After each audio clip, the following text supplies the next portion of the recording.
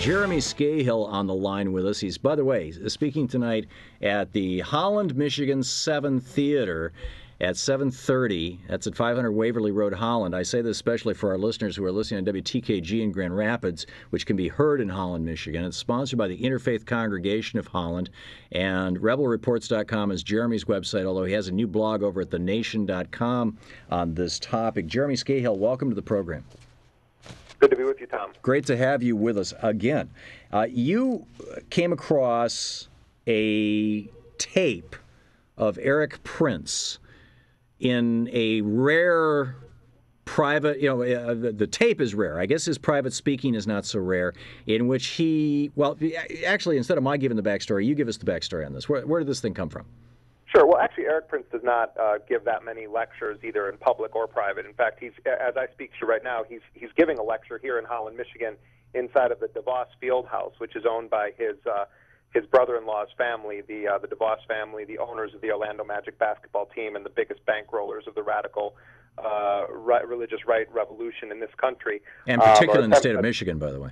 And particularly in the state of Michigan. Dick DeVos was running for governor, You're darn right. In fact, Dick DeVos wants to be governor. He's the heir to the family fortune, and these are power players. So as I speak to you now, the mercenary kingpin is down the block from me speaking at this field house.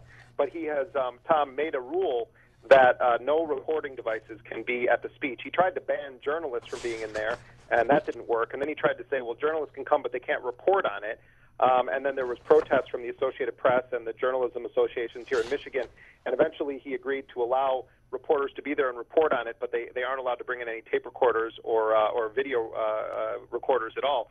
And so that makes it all the more rare that what I was able to obtain was an hour-and-a-half recording of Erik Prince giving a lecture to the Young Presidents Organization, which is sort of an elite entrepreneur organization that Steve Forbes and others have been affiliated with. And he gave this lecture in January of this year. And what he said, Tom, during this lecture was clearly not intended for public consumption, because he spoke about his suggestion that the United States send mercenary forces right now into Somalia, Yemen, Saudi Arabia, which is ostensibly a U.S. ally, as well as the oil-rich nation of Nigeria. And in the case of the Middle Eastern countries, the Arab countries, he said that we need to do this to combat Iranian influence. And he said that the Iranians are at the dead center of badness in the world. He also spoke disparagingly. Now, let me just interrupt you here, Jeremy Scahill. This is a guy who, if we follow his instructions and we really believe that all these evil people are as evil as he says they are, and we have to therefore go after them militarily with a mercenary force, this is the guy who will make hundreds of millions or even billions of dollars from our doing that. Do I have that right? Well, I mean, his company certainly could stand to profit from that. But, one of the things that I think separates Erik Prince from a lot of people in the mercenary business is he's also an ideological believer. In fact, Tom, of course he's made a tremendous amount of money off of the killing and the killing industry, the mercenary industry. But he also has funded operations, particularly under the Bush administration, on his own, giving the government ultimate plausible deniability. So I do think that part of it's a profit motive, but this guy's also a true believer, and which makes it even scarier. I think here's one of the quotes. I just want to reality check this with you, Jeremy Scahill. He was asked about the Geneva Convention. Aren't people entitled to rights under the Geneva Convention? And he said, "quote Absolutely not, because these people, they crawled out of the sewer. They have a 1200 AD mentality. They're barbarians. They don't know where Geneva is, let alone that there was a convention there." End quote. Is that accurate? Well, no, it's not accurate, first of all. No, I mean, is that an accurate quote of Erik Prince? Oh, that's exactly what he said. Absolutely. And in fact, what's interesting about that is that Prince erroneously uses the term convention as though it was just a meeting rather than an international agreement treaty that governs rules of law of war. Well, it's also the law of the United States. Our Constitution says if we sign a treaty, it becomes the law of the land.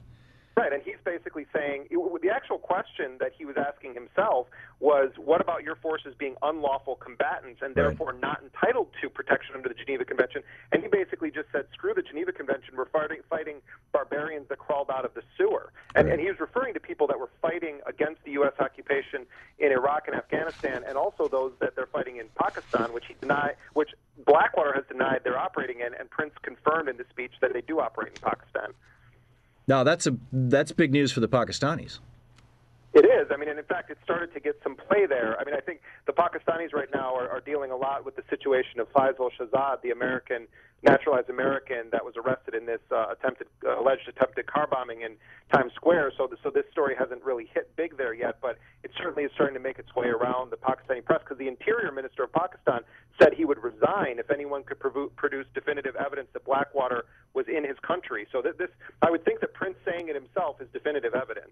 Yeah, having the founder and the president of the company, this is amazing. Blackwater called up NATO airstrikes. Do I have that right? A private corporation is calling up NATO airstrikes. We have just a minute left, by the way, Jeremy. Yeah, that's what Prince said, and that's what I've been getting calls from congressional offices and military people about. Prince alleges that his forces, a 200-person strike team that does counter-narcotics work in Afghanistan, called in NATO airstrikes on a hashish production and heroin production operation in Afghanistan, and that the bombings then took place and they blew the place up, and Prince chided NATO for taking responsibility for strikes that his forces were responsible for calling in. I mean, it's a very, very serious question of military chain of command. Right. We've got a private corporation now telling the combined militaries of a whole bunch of different countries what they should do and how they should do it. This smacks to me of so trans-constitutional, so illegal. It blows my mind.